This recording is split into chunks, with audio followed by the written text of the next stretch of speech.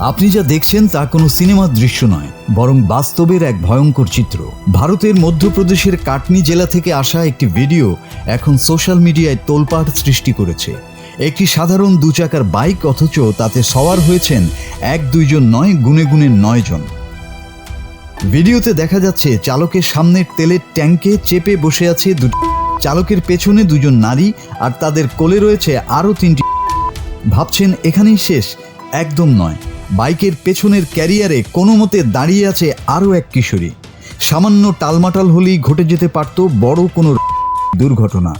মাত্র একটি বাইকে পুরো পরিবারকে নিয়ে এভাবে বাজারে যাওয়ার এই দৃশ্য দেখে রীতিমতো আঁতকে উঠেছেন নেটিজেনরা।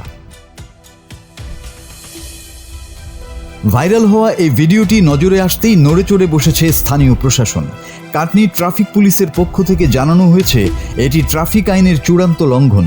চালক শুধু নিজের নয়, বরং তার পরিবারের নারী ও ছোট্ট শিশুদের জীবনকেও চরম ঝুঁকির মধ্যে ঠেলে দিয়েছেন।